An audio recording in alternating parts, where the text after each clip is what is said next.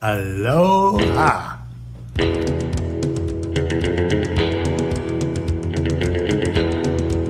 Shout out Pearl Harbor, by the way.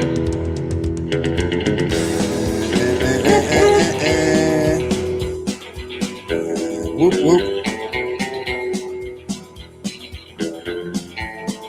Hello and welcome. We're back from theballerlifestyle.com. It's the Baller Lifestyle Podcast. My name is Brian Beckner. This is episode number 621 of the show. Thank you for listening. Thank you for being involved. Thank you for subscribing to our Patreon, patreon.com/the Lifestyle Podcast. We appreciate everybody that supports us there. You are more important than everybody else, but you already know that. Patreon.com. Consider subscribing. It's $5 a month. I'm joined now, as always, by the great Ed Daly. Ed, how you doing, buddy? I'm doing all right. We got an update today on the Diana Russini. Oh, my God. Well, one thing we learned, she was making $800,000 a year or two. I thought journalism was dead. It's alive and well when you're fucking one of the coaches. They're paying some NFL lady.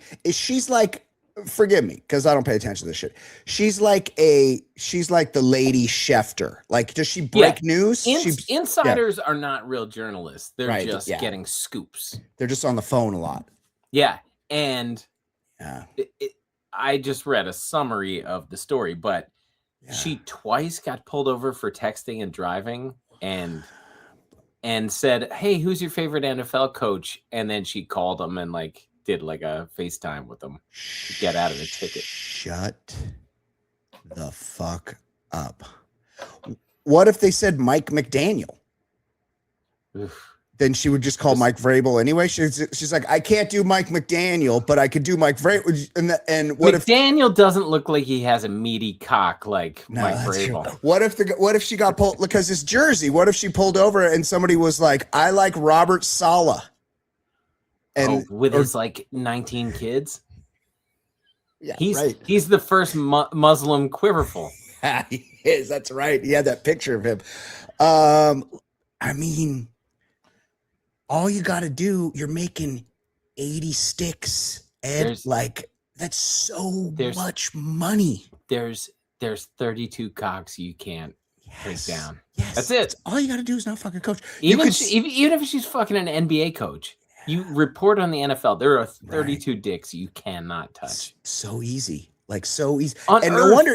No wonder the Shake Shack guy, who I maintain was into it. I maintain this is a hot wifing situation. I've explained the concept. He's got the cuck chair. He's got the chair. He's into this. He helps her get ready for the dates. He's all about it. And that's why they're still hanging out and they're still kissing, because he wasn't bummed about this. He was into it. And that's why she was doing it.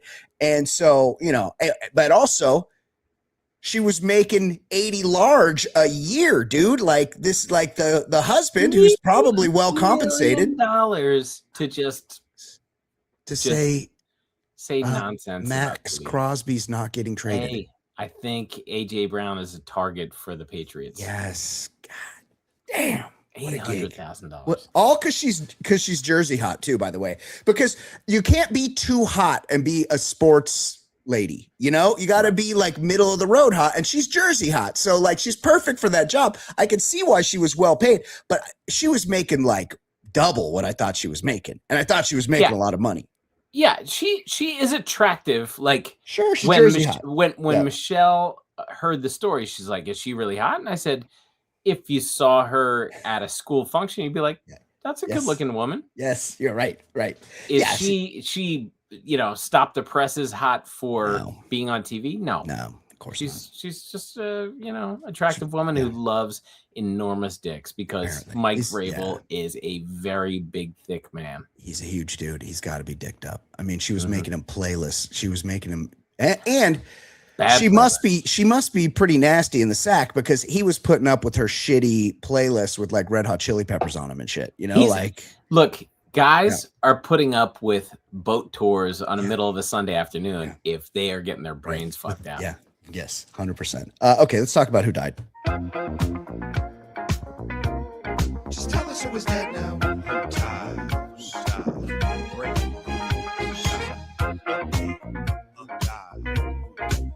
so is dead now. Who died?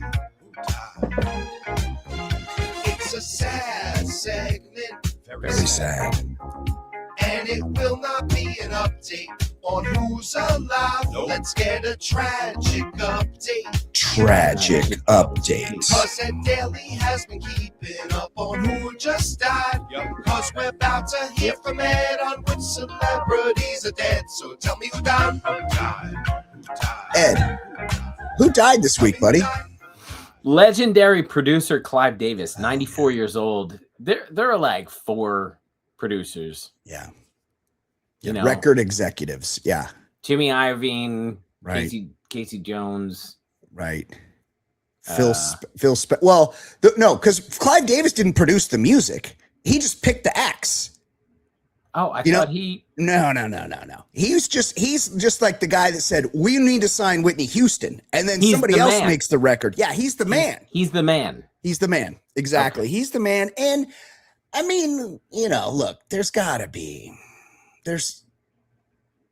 no like clean record executive. It's the dirtiest business. Killed. Yes. He's had people killed.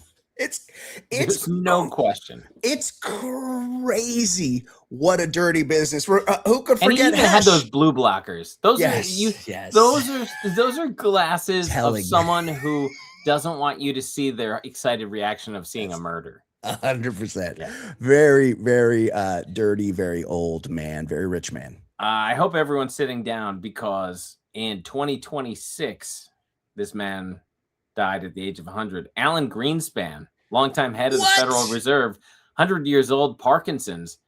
I don't think I don't like seeing no cause of death when someone's 48 or 52. Yeah. 100, just say his cause of death was 100. 100, you know? 100. Like, also, so fucked up of God to give you Parkinson's at 100 years old. You know, like it's like just let me die of being old. Like my life fucking sucks. How am I having a disease at 100? Right. I lived this long. You just turned to dust, and this guy's getting the shakes at 100. Do you think former NBC reporter Andrea Mitchell was still getting up on those balls? She confirmed it to the press. Yeah, because maybe she gave him one last. Yeah. That was shot at the sun. That was a weird coupling because I assume she's like 78. You know, it was a real May-December situation. But May-December, and he looked 100. Yeah, he was like during the W era, he was, and he looked 100 then. Yeah. And look, he was the head of the Federal Reserve. So if we're talking about dudes that got some secrets, you know, Alan Greenspan, I would put on that list as well. R.I.P. Legend. Yeah. James Burrows, director of classic sitcoms like Cheers, Taxi, Friends, 85 years old. This dude was very influential in like classic sitcoms. Big time talent. He also made the one with Jack Nicholson. Jack Nicholson won an Oscar for it. You're thinking of James L. Brooks. Right. Different guy. Burrows, Brooks. We need 2 Jameses. Yeah. Because I was going to say, what's he doing casting Helen Hunt with that big old forehead? You know, like I bet he wants a redo on that, but it's a different guy. Yeah, I need as good as it gets. I want Jack Nicholson, Greg Kinnear, and 8head over here. Yes. Forgettable. R.I.P. Jim Burrows, Cheers, classic. Taxi. Yeah. R.I.P. Justin Carey, bassist for Sixpence None the Richer. He was 50. He had a stroke. You would know them from their one hit, which was a banger, Kiss Me. Kiss me in the green, green grass. It's a good song. Yeah. Bad. I bet you they were still doing state fairs all summer.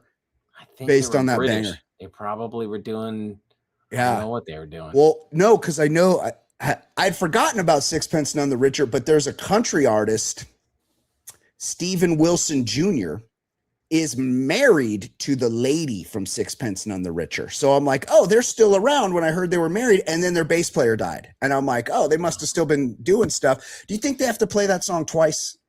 They do it at the beginning and at the end? But you do it at the beginning, everyone leaves. Fuck, yeah, it's a good point. So you got to make them wait. Like, I remember the first year I was in Hoboken, they do the street festival each year. And like, usually it's small hits.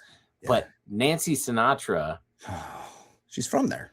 she's from there, Yeah. or her dad was from there. Yeah. I don't know Yeah. where she was from, Yeah. but she performed a bunch of songs, and I was not going to stay for anything. I'm like, well, when am I going to, like, I was going to CVS, and she happened to be performing next to the CVS, so I just stayed.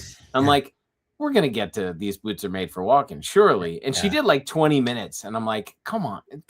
Nobody knows these songs. Just play These Boots Are Made for Walking. She played it. Same. There was similarly, there was like a it's called like a taste of, like they do these around here in these neighborhoods where it's a taste of, and the local restaurants come out and like do, they give little tastes of their food, and then bands play. And one year in the neighborhood I lived in, it was this band. They had a hit in the 90s. They're called Lit, and they're from Orange County. They go, oh, okay, here's their hit. It goes, I am my own worst enemy. Please tell me why. And the guy, and they're just, so I'm like, oh, they're gonna do that. Because they're from like around here, kind of. And the guy's on stage, and there's all these people out there, and everybody's drunk, and he's like, everybody tonight's coming up and asking me, Jeremy. I remember the guy's name's Jeremy. He goes, when's that new album coming out? And I'm like, come on, bro. Not one person's asked that. No one's asked you that. No one's asked you that all night long. R.I.P. Justin Carey and that one song. Yeah. R.I.P. Walter Parazater, founding member of the band Chicago, 81, Alzheimer's. Yeah. Chicago, if you ever watch David Foster? David Foster Wallace? Not him. He's dead. David Foster he's a real hit maker. So David Foster produced he's so rich, Ed. He produced Whitney Houston. He produced Celine Dion. He produced Chicago. So he was a big, this guy made a zillion hits in the 80s. And now he's in his 70s, and he's married to that American Idol chick, Catherine. She's hot. Catherine, I can't remember her name. She's super hot, but she's literally half his age. He's 70 something, and she's 38, but whatever. There's a documentary about him, and he's Canadian, and he's real into himself. But Chicago is this fucking amazing, jazzy. They have a very famous riff that people would know. Yeah, yes. 25 or 625. And they're like a horn band, and they're like, we're gonna do a record with this guy David Foster, and David Foster comes in. He's like, hey, you guys are getting rid of the horns, and you're letting the bass player sing everything. And the bass player was Peter Cetera. Yeah, and the Chicago's like, what the fuck are you talking about? And then they had their biggest hits ever, but the rest of the band is like, this is fucking bullshit. We're not, the bass player doesn't sing the songs, and David Foster's like, he does now, and he's going solo, and I'm producing him. And it's like, whoa, that's kind of interesting. So yeah. He's a hit maker. Yeah, this guy, Walter Parazater, probably hates David Foster's guts. R.I.P. DeVay Chase. She was the star of The Ring, 35 years old. Complications from meningitis, and she was brought into the hospital a month ago with malnutrition. She looked like she was living on Skid Row. So this is mental illness. Now The Ring, that's the one that was a Japanese movie. Yeah, but then the American version, she was the one with the hair in front of her face. I never saw it. Do you reach into the TV, or did the TV comes out and gets you? Right? TV. I think you put a videotape in, and this girl will. Don't put the fucking videotape in. Yeah, it's one of those movies screaming at the screens, and don't do this. Just don't watch the thing. That's all you got to do is not watch the thing. Are you? Have you seen Obsession yet? Everybody's talking about Obsession, Ed. I saw Obsession a few weeks ago. Give us a 45-second review. I liked it. It's a guy. I think if you've seen the trailer, the guy wishes, I wish this woman was in love with me. You don't want that. Careful what you wish for. Yeah, you don't want that. Yeah, it's well done. It's well done. You know what this is about, and what I liked about it is it's kind of scary, creepy, but it's not doing the jump scare thing over and over again. It's just a good, creepy, scary movie. Scale of 5 stars. Ed Daly gives it Ed sees every movie. Ed gives it a 4 stars. That's a fucking pretty high rating. Okay. Yeah, I liked it. Yeah. R.I.P. Stacey Hatfield, Aussie food influencer. She was 30. She refused an ambulance and bled out after home birth. She refused any sort of nurse or what do you call it, doula or any of that. She just wanted to do it on her own. She didn't even have it. She didn't want to help completely on her own. She wanted no medical assistance of any kind. And sometimes when you're bleeding, you start to bleed a lot. Like she saw maybe an episode of the Knicks and she thought, I want to go back to those days. Right. When women died in childbirth, like 40% of the time. You used to have your wife used to have an ugly sister because she was going to die on your like 6th or 7th kid. Somebody's for sure got to she raise was these die. kids. Yeah. And you're like, all right, Brenda, you're up. You're my wife now. Yeah. It's your turn. Like that's just how it worked because there just weren't enough wives around. The wives were dying constantly. But then we developed medicine and hospitals. And now you just go there and it's fucking easy process. And the babies live every time. And the fucking wife lives every time.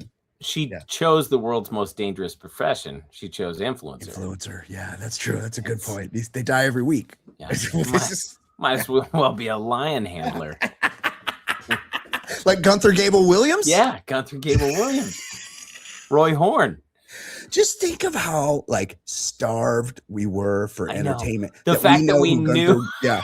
I think he came on Different Strokes or something one time, and Arnold's like, "Oh my God, it's Gunther Gable Williams," and we're like, "Of course it's Gunther. We love Gunther Gable Williams. He's the fucking best." We love our name brand people from Ringling Brothers. Okay, let's talk some sports.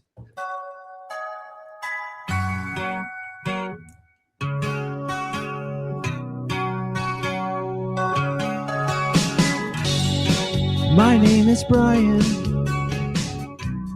They call me the other guy. I host a podcast show. I'll give hetero life a try. If you see something on my hand that makes you think I'm not a man, it's just my cool rings, you see. They're as sparkly as can be. A might old Troy on DVD. Ed, what is popping in Okay, the world of sports? so brands like glomming onto whatever is in the news, and the World Cup's going on, and DoorDash, their social media account, mistakenly tagged T-Pain 4 times during New Zealand's World Cup match. I think they have a guy named Tim Payne, and they just kept tagging him. And he's responding each time, and he just finally wrote, "I literally don't play soccer." I mean, that's like social media 101. Like you got to have a second window open, and then you go and you look up the person that you're tagging, and just kept doing it. They make it pretty easy right now because you can see the verified thing and you can see the little picture. There's this band I like, one of my favorite bands, seminal LA punk band X, but their name is X. That's just a letter. So like if you're looking up one of their songs or you want to, I'm at their show and I want to be cool and I want to tag a video of them, I just like type in X the band or something. Yeah, right? it is. It's like X the band official. So it's like, it's like you gotta like kind of do a little homework on this. We've all been guilty of it. We've all fucked up and tagged the wrong person in our life. But it's like these people are doing this professionally. So you want to tag Tim Payne and not T-Pain or whatever, whoever it is. What's going on? Give us an update on the World Cup, Ed. What do we need to know about that? You're involved in that. They expanded the field. So my son's way into it. So I'm like, I'm more knowledgeable about it. When I saw the Congo is in it. The Congo has had a civil war for 50 fucking straight years, but somehow they have a soccer team that they can send to the World Cup. Not only qualifies, but also gets sent. They have a different government like every 3 weeks. And the Congo, the poorest country on the planet, they can send a team to the World Cup that won a game. Yes. Talented guys. Yeah. But because they expanded the field, like there are more teams putting up big wins, and they're like, oh, Ronaldo. And it's like, he's doing it against Guyana or whoever, like whoever it is. The stars are having their moments, but I think you don't reach the knockout rounds until maybe the weekend or next week. And then next week, then like real teams will play each other. Like I saw right before I started that Scotland got eliminated. In Scotland, everybody was talking about them because they were out drinking the city of Boston. I saw that. Yeah. And like the cans all stacked up. Yeah. They're countries just like having a fun time, but like the unserious countries are getting knocked out. And then it's about to like now real teams will play real teams. It's so kind of like that first week of the it's kind of like the first week of that NCAA tournament. That's right. You got to get rid of the marathon oils of the world and move on to double directional schools. Yes. Yeah, exactly.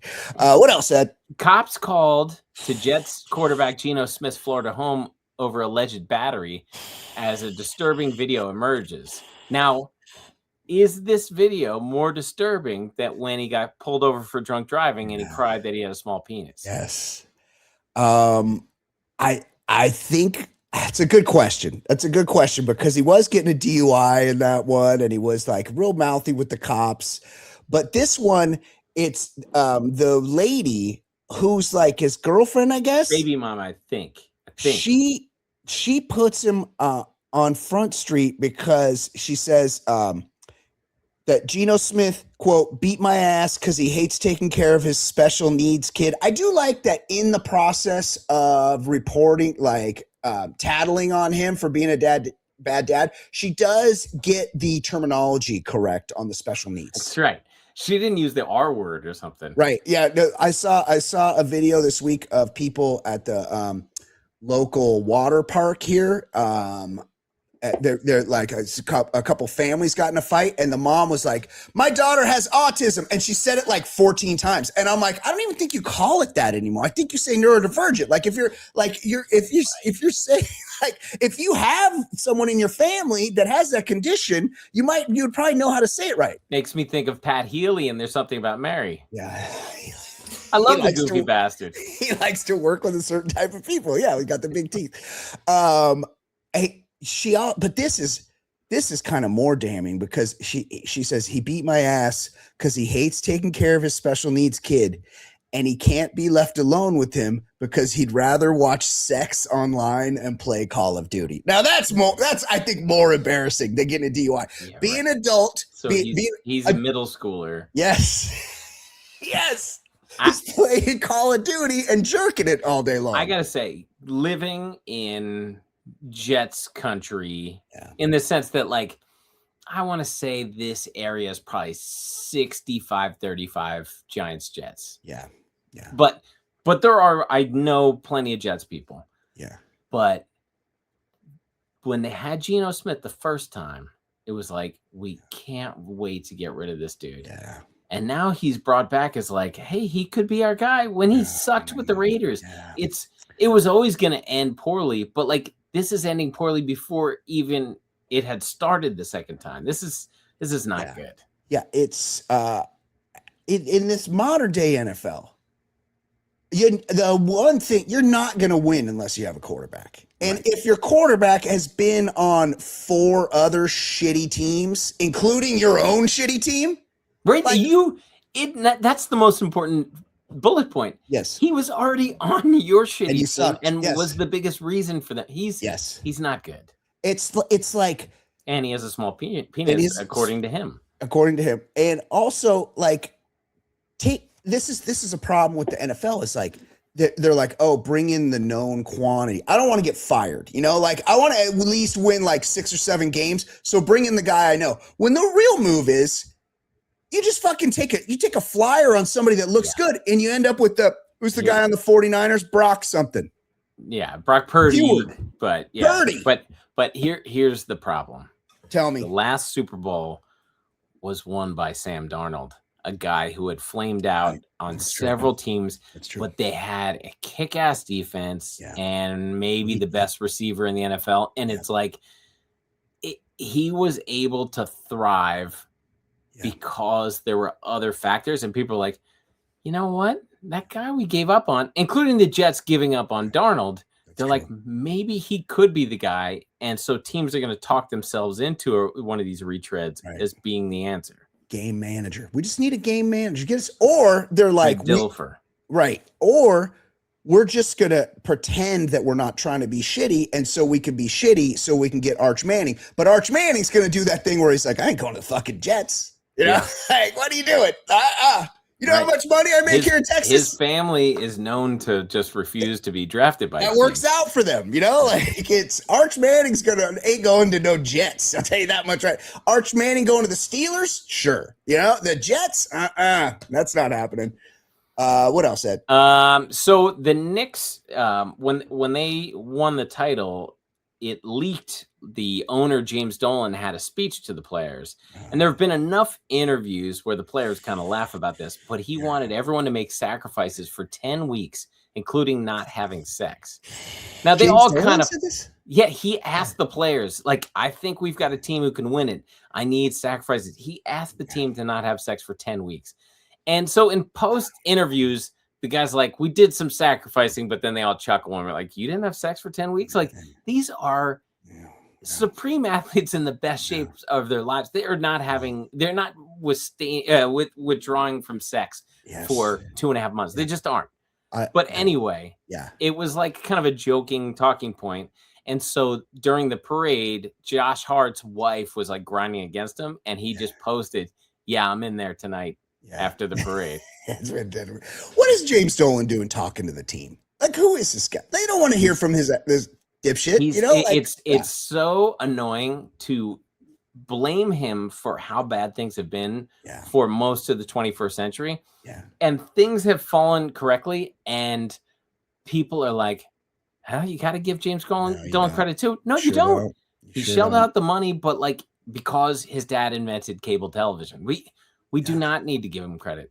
No. And there's a small percentage chance that he's going to find out I said this and ban me from the stadium, because he does that for like the smallest media appearance possible. And he'll be like, what? You're banned. You're very petty. I appreciate that. And all the worst owners do this. Like James Dolan, Daniel Snyder, Artie Moreno. They got these rabbit ears about shit. Meanwhile, the Dodgers, the greatest franchise in sports, maybe in sports history, and who's the owner? You don't even know the guy. You never even heard of him. He's some he just shows up at the end when they get the trophy. And Dodgers he's out of there. Don't do well though. What's that? They're allowing too much paternity leave. That's true. They've had this season. They've had like 12 children or something. Unacceptable. Unbelievable. And also their manager is leaving the team to go watch his daughter graduate. Graduate from Stanford. And that's just not acceptable. They didn't do that. I mean, we should do a little behind the scenes, because I was feeling kind of bad because we like to troll in our Jason Stewart has a problem with paternity leave. He has a problem with paternity leave. And he also loves Yellowstone. And he'll really double down on it. So I sent him something about like the Yellowstone guy was going to be on Joe Rogan or something, and I was like making jokes about like what how we were just teeing off. Yeah, how they're going to talk about land or whatever. And he goes. The modern day. Yeah. He goes, he thinks we're poisoned by social media. He goes, just think, if there was no social media, you would be able to admit that this is the greatest storyteller of our time or something. And I couldn't agree more. Like when I think the greatest storytellers of our time, I think, who's that dude that wrote Tulsa King? Like that's the guy. That is the fucking Landman storyteller we have. Yeah, Landman. Get the fuck. So the best thing he said to us, he said, "Thank God social media didn't exist, where it could have told you to not be into J.D. Salinger." And both of us were like, "What? That book is the worst." That's that book you read when you're 14 because you're forced to. Yeah, and then you're like, this fucking guy's the biggest whiner I've ever met in my life. Like this nomad whiner. Fuck out of here. People are naming their kids after this asshole. Like, get the fuck out of here. And you would figure that Jason, who was a guy that likes soap operas about cartoonish masculinity would not like a book about the biggest fucking wimp in the history of literature. That's right. Yeah, that's kind of weird. Good point. We love Jason, though. He's the best. Yeah, he's the best. So Yes. we were talking about World Cup. We're coming back to it. Yeah. TSA has been warning foreign travelers they cannot bring ranch dressing in their carry-on bags when they're leaving America from the World Cup. So I guess, like, I'm not a big ranch guy, but I know in big swaths of the country, ranch is put on everything. Yeah. And foreigners are noticing and they're into it. It's because look, I'm not a big ranch guy either, but I will use it. There's one thing I will use it on every time. It's the only thing I use it on. And that's an onion ring. If I get an onion ring, I want to dip that onion ring in a little ranch. Okay, I'll do that. And there are levels to ranch. And restaurant ranch, they make, because I've done it, because I've worked in a million restaurants, they make the ranch in-house. So you get a packet, and it's mayonnaise and buttermilk, and you whip it together, and it's kind of nice, you know? The shit in the fucking jar is disgusting. Like, what? You don't want to bring a fucking, you don't want that in your house, much less in your fucking bag, and bring it to your different country. You bring it back to Germany, and they're going to be like, hey, maybe we need to reset some things. Yeah. Like, turn the clocks back to 1939 in here. We don't know. We need more rules around here. Yeah, we need more rules. We might burn a new Reichstag building just because you brought this ranch in here. We got to wait. We need to pass a new infrastructure resolution here. We got to build more roads. More roads. What else, Ed? Floyd Mayweather was arrested for passing a bad $200,000 check to buy a watch. This dude, who knows? Yeah, I'm sure there's a big backstory that I don't need to know. But this dude has banked so much money and also has been known to be such a piece of shit that anytime you can nab this guy for doing something shitty. Well, Ed, I mean, if he's passing a check for $200,000, a bad check, he's buying a watch, a $200,000 watch with a bad check. That means he has no money. Right. He does not. He's out of money, which begs the question: how fucking rich is this guy? I can't figure it out. I guess I'll try. Is he worth $1 billion or maybe just $1 million? How fucking rich is this guy? Ed, Floyd Mayweather Jr., long time, undefeated, by the way, welterweight champion. He was pretty smart about holding off and fighting all those guys at the end of their career. So right. He was also untested. Also, untested. Fighter of all time. He originally was called the Executioner, like his uncle. But But yes, he was technically great, but also really boring. But there were so many big fights back in the day when I would like pay for pay-per-view and have some buddies over. His fights were always boring. So boring. So boring. Because he was technically good. He's a good defensive fighter. He knew how to get puncher. Yeah. So he'd hang back, he'd lock up, he'd let you come in on him, he'd block everything, and then he'd hit you with the combination coming back. Real boring. How fucking rich do you think he is, Ed? So, well, the fact that he just got caught for passing a bad check indicates he's so poor he can't pay attention. That's right. Yes. I would say what he has banked in his career. Yeah. It's got to be like $750 million. Yeah. So the internet says that his net worth, and this is why it's hard to tell because he appears to be out of money. So the AI overview says that Floyd Mayweather's net worth is estimated to be between 100 million and 400 million.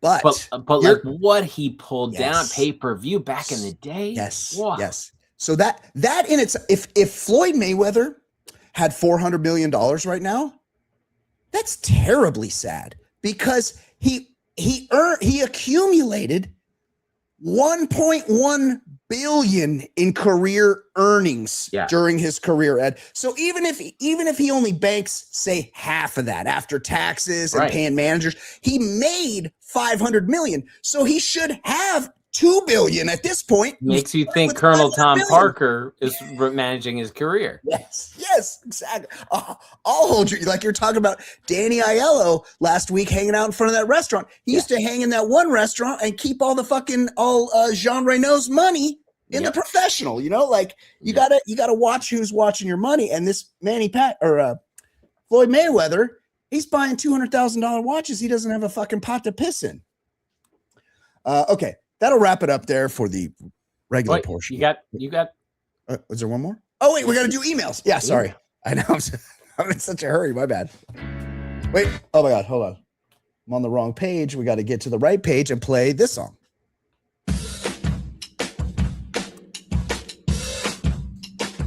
He's so easy to hate. Your time he likes to waste. His calls are far from great. His calls are far from great. He's such a stupid fuck. He seems down on his luck. His voicemails really suck. His voicemails really suck. No one's enjoying him. He's so annoying. Plus so fucking boring and worthless. But he's got nothing else to do. And he's even worse than ish. His thoughts are useless shit. Keep that last portion in your mind. He's even worse than ish, because, ladies and gentlemen, we have a couple of emails this week. Gentlemen, I'm sorry to hear about the loss of friend of the show, David Bray. Rest in peace. What do you want to say about you? What do you want people to say about you after you die? What will your legacy be? What regrets, if any, do you have? Oh, he likes asking questions. I didn't realize those were questions for us. I thought those were just rhetoricals that he was throwing out there. No, so maybe he's going to quote us. So we better get our quotes right. That email comes from the great Ish in Memphis. Wow. Somebody we've not heard from in probably, I'm going to guess around Memphis. It's I been could about go for some rendezvous ribs right now. It's been about, I would say, 7 years since it's been 6 years since we made a very crucial lineup change to this show. And I don't think Ish was on board with the lineup change. So we stopped hearing from Ish around that time. It's so very nice to hear from our dear friend Great Ish. hearing from him. Yeah. I don't these are hard. And these are very big questions. What do you want people to say about you after you die? I think both of us have important legacy and lots of listeners do. Our kids, how they think of us and how they hopefully we've set them up to do better things in life. Like that's one thing. But the average person, what I said about David and what I said about Kyle, I do really believe that you want to be able to make your mark. You want people to think of you fondly and think of hopefully the people that cared about us will be sad and miss us, but also will think of good memories. But what can you do? People, when you're a little kid, you think of hey, if I could be famous or I could do that. For the most part, you just try to live a good life and make people think fondly of you when you're gone. Can't say it any better than that. Ed's absolutely right. You want to be remembered as a good father, good husband, good friend. That's just what you want people to have fond memories of you and remember you that way. Okay, that's the same legacy. What regrets? Oh, there's too many. There's too many ish. The regretting. And also you can't wallow in regrets because guess what? Every decision we ever made brought us to this moment right now. So what is there to regret? We're right here. We're doing the thing that we want to do. I have a big regret. 5th grade, I raised my hand and I called my teacher mom by mistake. And I still think of that oh, and you say mom, and then it's like everybody looking around. And you're like, Cringe. did he just call the 5th grade teacher mom? And like, Cringe. I still regret it. I'm not gonna lie. I regret it. I've done that as well, 100%. Okay, thank you, Ish. One more email, Ed. Gentlemen, for better or worse, I'm not dead yet. Refresh my memory. Who is even worse than Ish? Once again, Ish in Memphis with the question. I'm pretending not to know who Manuel is, apparently, because that's the guy that's even worse than Ish. Manuel is someone who used to interact with our show. Yeah. But then started working a different shift. Night shift as a and plumber. Apparently we cannot be downloaded during the midnight hour. No, I remember he called in. Remember when Tiger Woods, I can't remember the name for what he did to his leg, but he had that car accident where he almost lost his leg. And Manuel, who likes to give us local facts, called us and told us about that road, Hawthorne Boulevard, and how treacherous it was and how people really race down that road and they end up going way too fast and they don't realize it.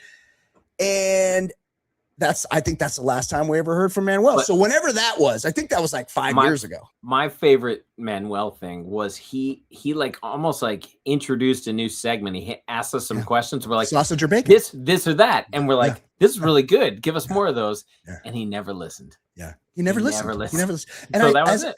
As I recall, and this is how we evolve as people. I think at that time when he offered that hypothetical, I think I was a sausage guy. And now I've come all the way back around, and now I'm 100% bacon in that situation. I'm Mr. Bacon. I'm a bacon man. Oh, hold on. Patty or Link? We talking Patty or Link? I would choose Link over Patty. Oh, interesting. Okay. And you would take Link over bacon. I'm from New Jersey. Oh, Taylor ham. But that's only on a sandwich, right? Yeah. But I cannot think of the last time. My Michelle and the boys sometimes have bacon. I pretty much only will have a breakfast meat in the context of a bagel sandwich. What if you go to a diner? What are you getting in a diner? What's your breakfast order at a diner? You getting an omelet? I do love an omelet. I guess it probably is bacon if I'm getting the omelet at the diner. Yeah, probably. Right. Yeah, bacon. Okay, we'll wrap it up there for the regular show. For non-Patreon subscribers, welcome back, Ish. You got to hear Ish, which is great. We love you. We will check in with you guys next week. For Patreon subscribers, the bonus portion of the show starts now. Goodbye. Well, it's time for non-sports segment on the Baller Lifestyle Podcast. Non-sports. I'm talking about the segment now. Non-sports segment. It should be noted, Ed, that Shohei Ohtani did give up 3 earned runs in the second inning tonight. Wow. And although the team does have the lead, one wonders, had he not missed a day for the birth of his child earlier this week, maybe he's not committed to being a good baseball player. Not dedicated to the team. Oh, he really lost his shit. I don't think I included you on this one. He did not like no, I don't think he responded. He's ceased responding to me lately, but the Jazz Chisholm, who I like to call the lollipop? Chisholm, yeah, he had a blow pop in his mouth in the game, which is great because Jazz Chisholm sucks. He's having a terrible year. The best is before the season, he was talking about being the first 50-50 guy. Yes. I think he's got 3 home runs. It's amazing. He's awful, but he peacocks it like he's fucking Shohei Ohtani out there. Yes, he's also the worst at challenges to the point where the Yankees have instituted a $500 fine for getting challenges wrong. And he's like, last I looked, he was 4 for 15 on challenges, which is horrible. Ed, what's going on in the world of things that are not in fact sports this week? Sad business news. The auto glass repair business in Oakland has been suffering due to a lack of break-ins. Wow. You know, there are consequences to changing society in some way. You make certain parts more safe, and you have problems with businesses. People have to. A decrease in Oakland smash and grabs and vandalism has led to a downturn in business for local auto glass repair shops, which report that cracked windshields from road debris are now a more reliable source of revenue. Oakland auto glass repair shop owners say they're feeling the effects of the city's steep drop in car break-ins. According to police department data, vehicle burglaries are down 37% this year compared with the same period in 2025. Wow, very sad. We need more break-ins. You think you know? You do. Yeah. What I would say is, yes, we can't endorse full crime. No, but what we can do, yes, is say if your car gets broken into or if a windshield gets, do not go to Safelite. No. Go to mom and pop. No, it's the mom and pops that are suffering. Do not patronize that garbage jingle. Safelite repairs. Safelite replace. Like fuck them. Yeah. I've actually mom and pop. I've actually had a few because I drive a lot. Unfortunately, Ed. And there's a lot of fucking. You know, they were doing a lot of. Yes.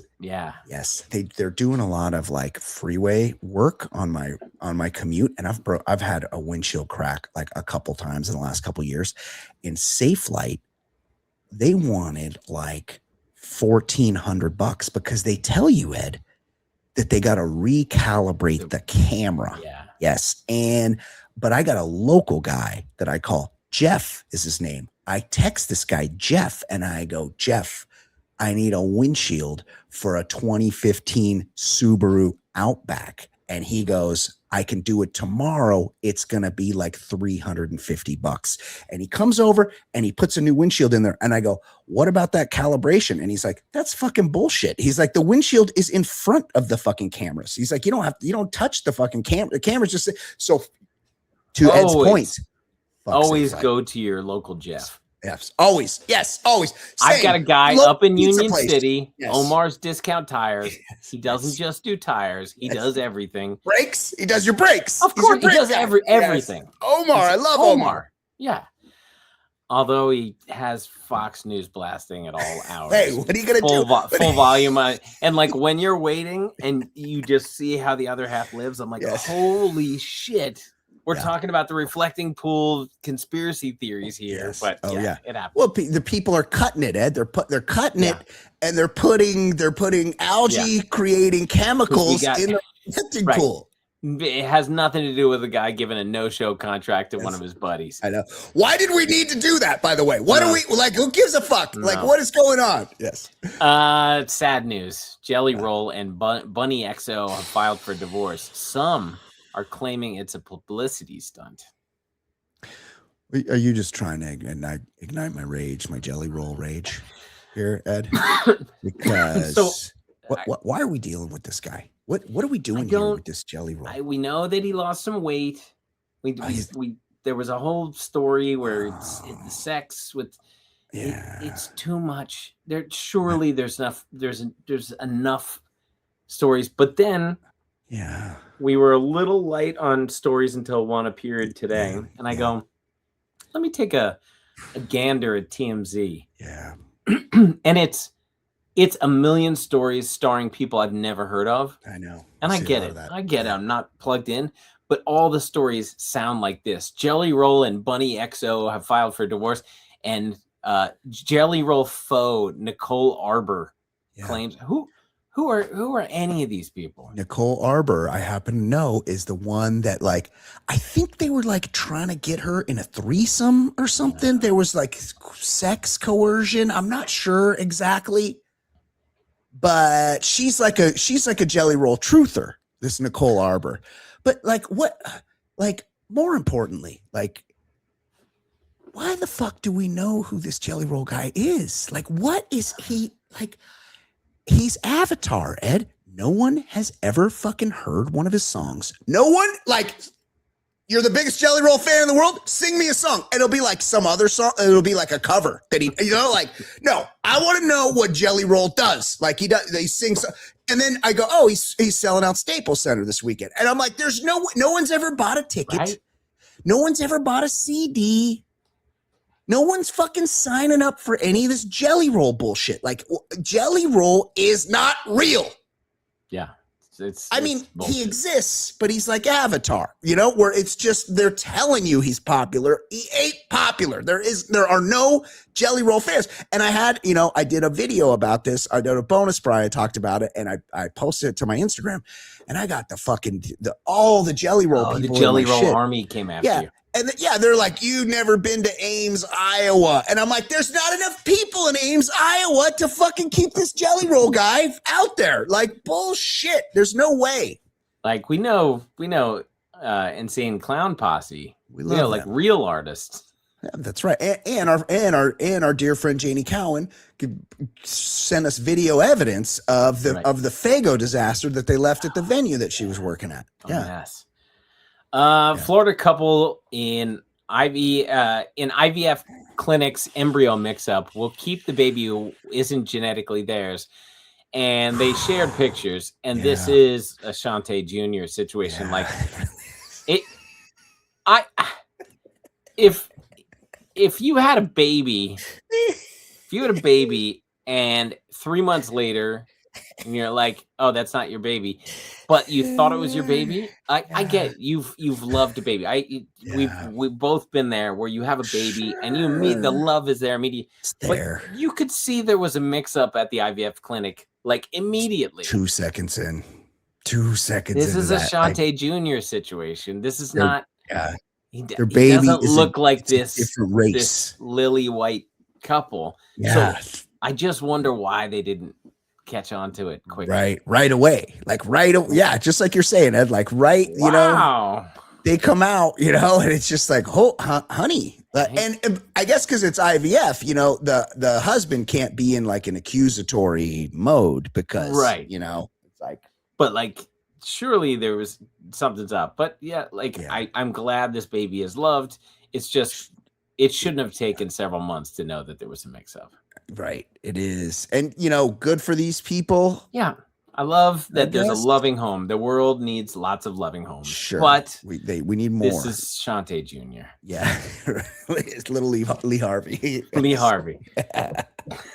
What else, Ed? Finally, an AI-generated Michael Caine has narrated a new 13-hour Odyssey audiobook ahead of Christopher Nolan's summer blockbuster. So now we're just getting AI-generated audiobooks. What are we doing, Ed? I found your masturbation. I found your masturbation. Also, the Odyssey is already a book. Yeah. It's been a long time. It's been out there. Yeah, it's been around a minute. So I imagine some other dude actually sat and read that shit. And so Michael Caine had to sign off on this. He's like, so Michael Caine probably gets the money. And he didn't do the reading. Cyclops. She and was the Princess of Maine and the Kings old of New England. And also, it reminds me of the time I was in love with Barbara Hershey and Hannah and our sisters. How's Michael Caine still kicking, by the way? He's got to be 95 years old. There is never a movie I've said I won't take, including Jaws 3D. Jaws 3D. Wait, isn't that the one where Jaws came to the Bahamas? Yeah. And they were like in condos, and Jaws got into the pool or something. A boy born without a father. It's poor Odysseus. Oh, the S's in Odysseus. Yeah. Odysseus. It's too many. And look, Christopher Nolan. I want to see that movie. Yeah. Come on, so long. It looks pretty badass. It's a literal Odyssey. It's an actual Odyssey. There's going to be a lot of CGI. Oh, I'm going to see it. It looks to me. This looks like something I like. Yeah, I was. And Matt Damon, great. He's great and everything. I was over at my girlfriend's house couple weeks ago, Ed, and we're talking about, she has younger sons, like teen sons, and we're sitting there talking, and we're talking about movies, and I'm like, yeah, you guys should make a list of like all the great movies, and you know, you're young and you should like know about this stuff. And I was like, and I said, this was a mistake. I said, you guys, Matt Damon's name came up, and I go, you guys really need to watch The Talented Mr. Ripley. And I'm like, that is such a good movie. Like, you're, you know, and my girlfriend's like, I've never seen it. And she's really into movies. And I'm like, it surprises me. So we threw it on. Ed, it's a great movie. And everyone should see it. You're going to say it stinks. No, it's amazing. It's a great movie, but it was kind of tough because I'd forgotten how gay it is. Like, it's very gay with Jude Law. Yeah, it's really gay. And it was like, it was uncomfortable because I'd recommended it to a 13-year-old child, you know? Like, I'm like, maybe wait a couple years and like, what's it say about me? Where I'm like, hey guys, you really need to see this super gay movie that I love. I love this movie that's super gay, and you barely know me, Mom, and you should watch it. Your boyfriend's a little, you know, if Mr. Philly would have been like, you know, he's a little light the loafers. Okay, let's wrap it up there. Fantastic work as always from Michael our dear Caine. friend Ed In Daly. the movie Cars 2, I played Finn McMissile. For Ed Daly, my name is Brian Beckner. This has been episode number 621 of the Baller Lifestyle Podcast. We appreciate you listening. We will see you next time. Goodbye.